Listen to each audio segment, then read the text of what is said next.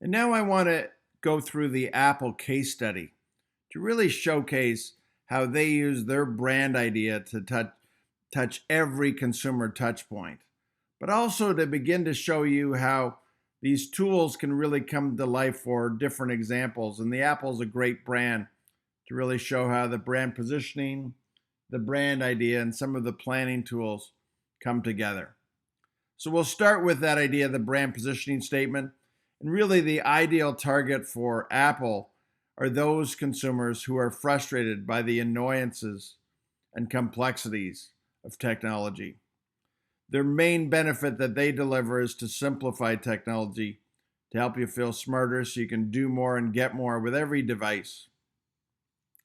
Apple prides itself that they start with the overall consumer experience, that ideal state, and they work back to the technology to eliminate every possible frustration. They also try to push for surprising technology that will change the world, intuitive, simple, and easy to use designs. So the overall brand idea that Apple uses is Apple makes technology so simple that everybody can be part of the future. And the surrounding ideas internally with the products and services and the internal beacon really drive that brand soul, whereas the brand reputation is really driven with consumers and influencers.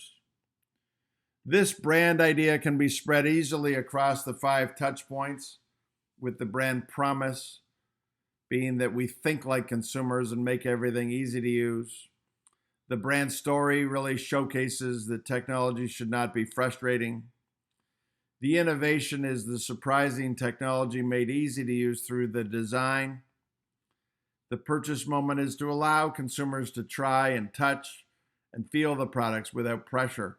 They use amazing locations, and I'll showcase that in a few minutes, to really draw in that attention for Apple.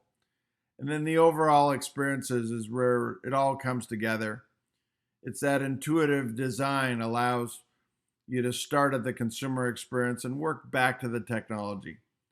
And everything is laid out simply based on thinking like the consumer.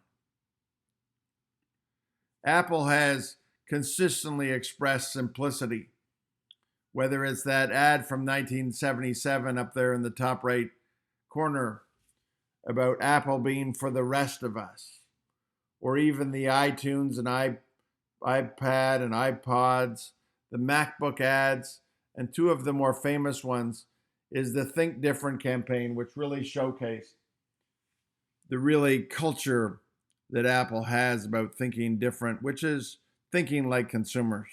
And then we've got the famous 1984 ad, and in the middle, one of my favorite campaigns is I'm a Mac and I'm a PC.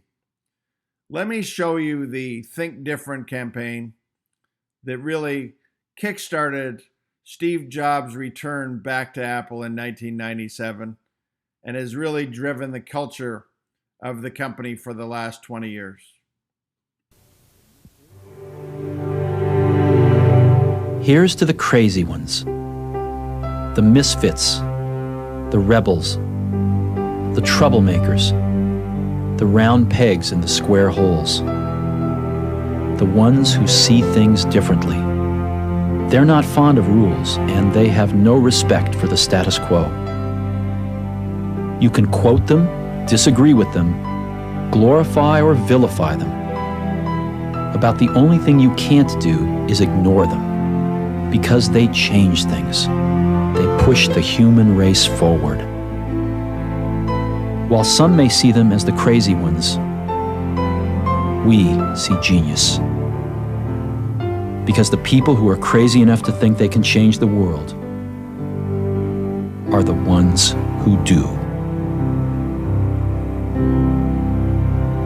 Such a challenging tone and way to really drive the overall culture. And I think that helps to drive both the product, the experience, and the purchase moment.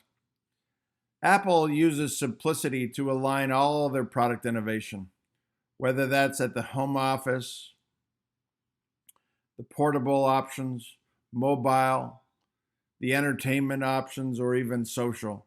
Each of them uses intuitive product design to really bring through that simplicity. So the combination of that design and simplicity, as I like to say, everything with Apple is intuitive. Some of the ancient tools are beyond extraordinarily beautiful. And I think there's a fabulous history and biography of tools being significant. And I think the majority of our manufactured environment is characterized by carelessness. You know, it's that everything that has been made, there's a biography to it, there's a story to it, and it exists really at the end of a whole bunch of decisions. And most of those decisions were driven by price and schedule. And we have genuinely tried to make products that don't stand testament to that sort of development process or don't stand testament to those values. They stand testament to us desperately trying to make the very best product we can, because we know someone is going to sit down and stare at this screen and he will sense, he won't be able to articulate it, but we hope that he will sense the care that went into it. And I do believe we're capable of discerning far more than we're capable of articulating. I remember we discovered this when the iPod started to actually sell in some sort of volume. And we'd been doing some fairly reckless things like finishing the inside of the iPod. You know, that cost money and it cost time. And we did it just because we thought it was right, and we had a theory that people would sense that that amount of care was invested in the object. But it was a theory. And when the iPod started to sell in large volumes, there was this tremendous encouragement, because it was this sense that actually people really do care. They really do if they're given the choice. And sadly, we very often don't give people that choice. It's a choice based on price or availability. And I mean, we won't make something unless we believe we can make it better. And we try. We try every time that, you know, we release something, we have to somehow believe that we can do it better. But what we refuse to do is to then launch something that's just different. And there's tremendous pressure to do that. But no, we want it to be better and to perform, to functionally be better, to have utility that surpassed, you know, the previous product. And yes, there's not one screw that we've made, you know, we don't assemble off-the-shelf components. Everything we have made specifically for the job that we're trying to solve there. As designers, we are living, and we have to be comfortable living in the future where your gaze rests right out there, your preoccupation's there. And there's this strange tendency that you tend to dismiss sort of the now and history. And one of the things is funny, the creative process and faith, and that's a word that comes up a lot when we're working, which is, of course, we're the product of having more experience because we've been doing this for a long time. But because of how unpredictable, you can't take, many of my colleagues in the organization that I work in can apply this number of people for this amount of time and be fairly confident, fairly sure on what the outcome will be, except what we do. We just don't know. And so in that place of feeling really quite vulnerable, one of the things that I've just made really quite a shocking habit of is to pay very, very close attention to the history of how we actually managed to get through. And part of that is to make these declarations about, well, we were exactly here and we thought that that was it and the sky was falling. And we're completely convinced in our own personal ineptitude. But it's just wonderful to be able to replay example and example of, actually, but by faith, we actually did end up all right. We did figure this out. And part of the human condition, I guess, is that we somehow forget the complete and utter terror and trauma that we go through every time.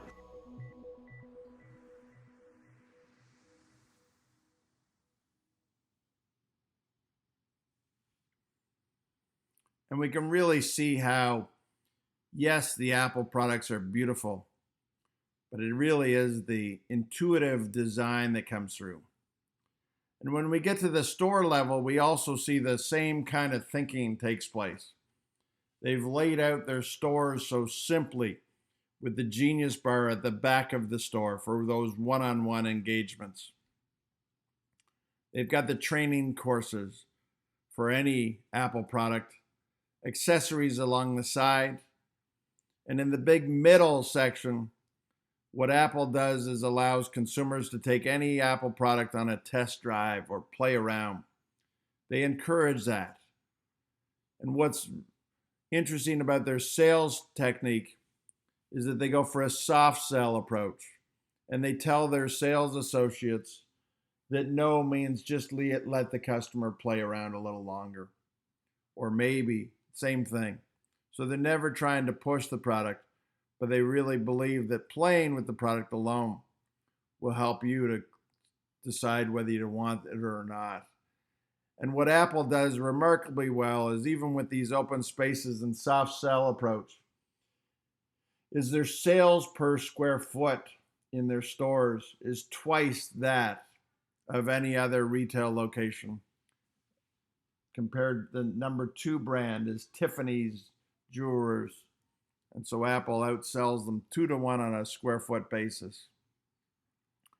Now, I also want to show you what Apple has done so well is use locations around the world to not only offer the simplicity, but to draw you into the store, to create that desire. And I'll give you a great example. As I was on a double-decker bus tour a couple of years ago with my kids in New York City. And we were going around the famous monuments of New York. There's the Met. There's Central Park. There's where John Lennon was shot. 2 or 3 people got up to take a photo where John Lennon was famously shot. And when we go past the Apple store, the entire bus stands up and takes a picture of it. It led me to think that you've created such a draw that the location of your store is more of a tourist attraction than any of the others combined.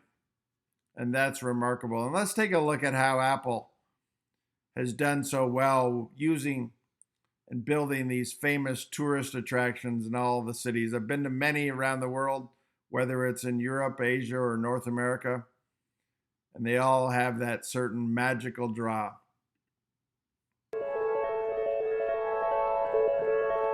Every great journey begins with the first step. And we took our first step about a decade ago. When we started in retail, our first stores were kind of like many retailers, They were your prototypical stores put in a mall. Then we discovered that if you can tailor a store uniquely to its setting, it can actually improve communities.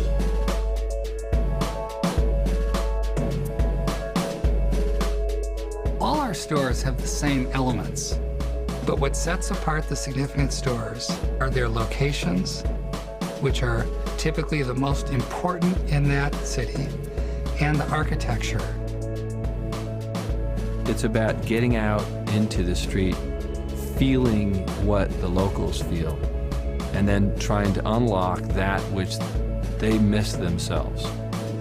Once we decide it's the right location, the challenge becomes, what are you going to paint there? What kind of store do you want to do? And we like all types of stores. At times it's something very modern, like we did at 5th Avenue or on the Upper West Side. And at times it's something very historic, like our store on Regent Street in London.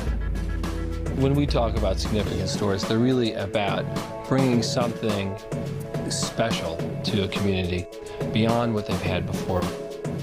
They end up being something that's specifically and uniquely created for that location, for that market, for those customers. Now I look at our stores, half the physical space is devoted to ownership experiences. Getting your personal training, coming into the Genius Bar. It's about creating a great experience once you bought the product. And when we do it right, they realize this store can be transformational to their life. The nice thing about this summer is we're going to open 4 stores almost simultaneously in Shanghai, Paris, London, and Chicago that are each kind of the ultimate of what we've learned to date. In Shanghai, we're doing something very modern. We've got this spectacular glass cylinder that looks like it just, dropped in out of space. And it's located right across from Shanghai's major landmark, the Oriental Pearl Tower. We've made the largest pieces of curved glass ever manufactured, and there it sits. Most retailers view their space as the square footage they rent. We view our space the environment we inhabit. We kind of realized over time that there's something great about the history of these locations. And so when we go to a place like Paris, you want to respect that. The Apple store at the Opera is really all about preservation. And that space is so elegant. The skylight creates the sense of being, not in a building, but really outside. And so we've restored that thing to its original intent. And in many ways, we show respect for so much history. Every one of our stores, our primary objective is to create a place that people will love.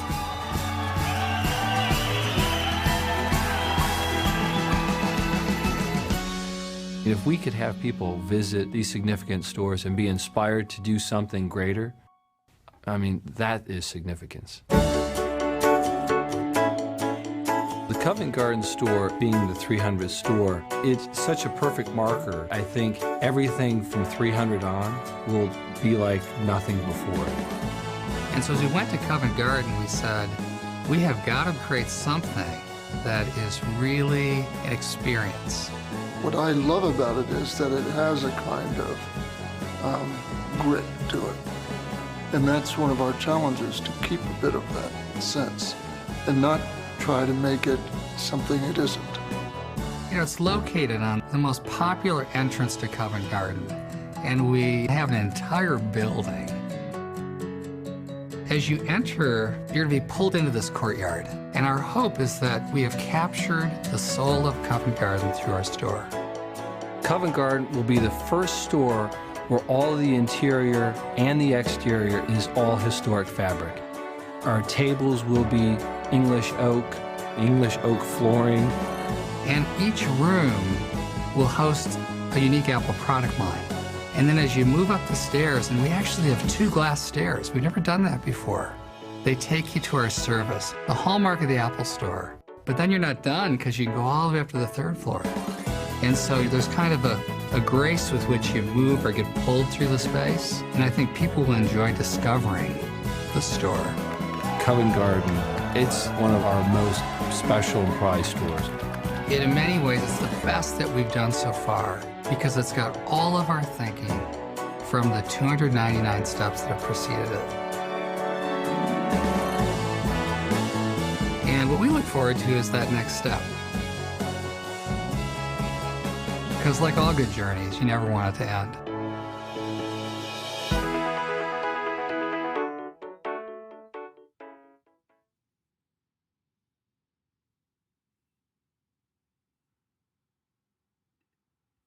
What Apple does so nicely as well is starts with the ideal consumer experience and works back to the technology to deliver this simplicity.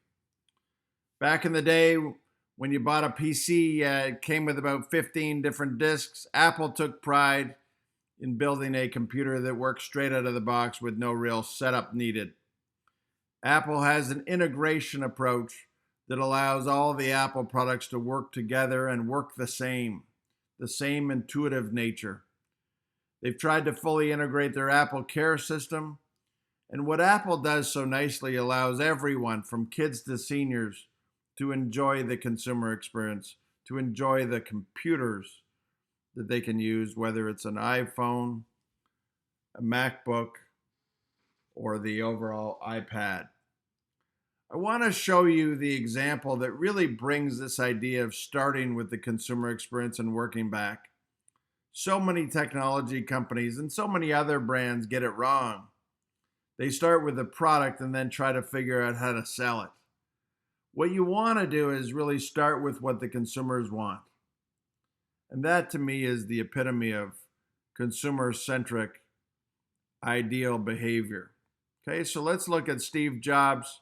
Back in 1997, when he first arrived back at Apple, he's challenged on a technology question. And it really comes to fruition, this idea of working back to starting with the consumer experience. Let's take a look. Yes. Mr. Jobs, you're a bright and influential man. Here it comes.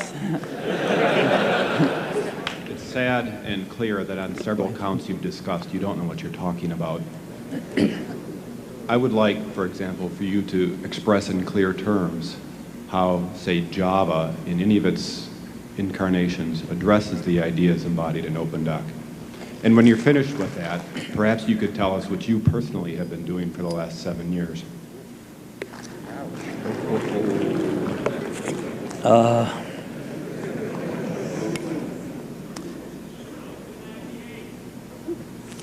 You know, you can please some of the people some of the time, but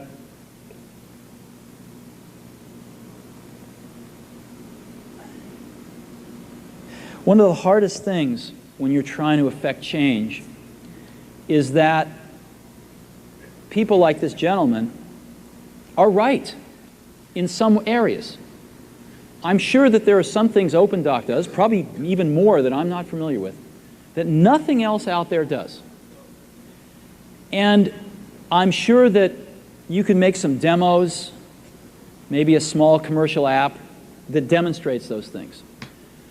The hardest thing is, how does that fit in to a cohesive, larger vision that's going to allow you to sell $8 billion, $10 billion of product a year? And one of the things I've always found is that you've got to start with the customer experience and work backwards to the technology.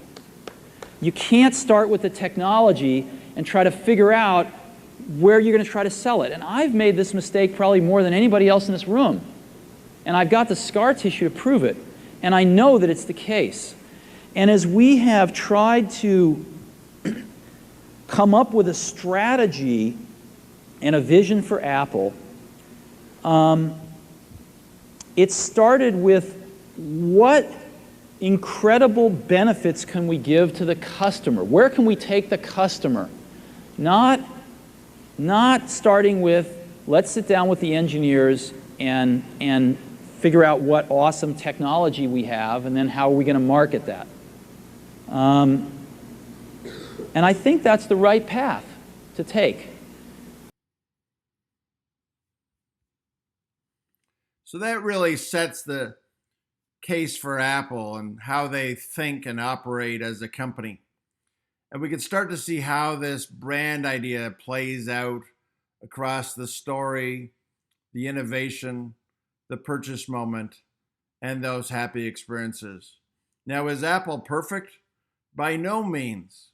But that brand idea can also filter the negative, because you should be able to identify the problems that Apple has with the slow down the battery on the iPhone 6. It's insanely difficult to book appointments. There's too many dangles and dongles and headphone. They removed the jack on the headphone on their phone. So we can start to see that there's good and bad, and that's what you really should be looking for. This is the balance sheet of the good and bad. And if you understand your brand idea, not only can it steer the good, but you as the leader should be able to highlight where you're off. And this is a great case example where Apple can really figure out where they have gone offside, and they should be fixing those.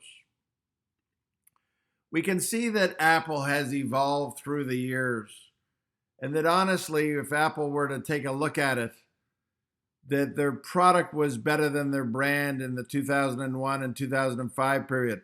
They had the iTunes and the iPod, and it caught up with them in that 2005 to 2011 space. And since that time, honestly, they really need to up their product because, the brand is probably better than the product right now. So they could really infuse that product innovation space to fix their MacBooks, to catch up on their tablets.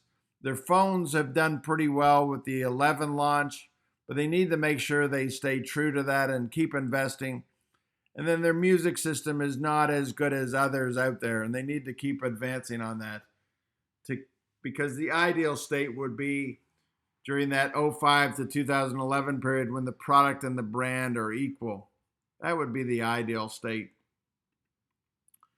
The brand strategy roadmap for Apple, we can see those long-term vision, purpose, and values come through. We can see that their vision is so that everyone in the world can be part of that future. With their purpose is to make technology simple enough so that everybody can embrace and engage. And then they take a consumer first on their values, simplicity, easy to use, stylish designs, fast to market, and the overall community. We can see how that brand idea comes into play into the roadmap. And then we've got goals and issues. So they need to battle Samsung and Google on the phones. They need to expand beyond their North American market. They need to have a technology platform that will be a surprising innovation. And they need to strengthen their bond, continue to leverage their most loyal users. And there's so their overall strategies come into play and their tactics. We can see what their annual plan might look like as they look at their overall issues and strategies. We've got the advertising, the retail, the mass channel distribution, and then the innovation, as well as the B2B space. I want to go back to the overall profitability and show how their beloved brand really drives the higher profits.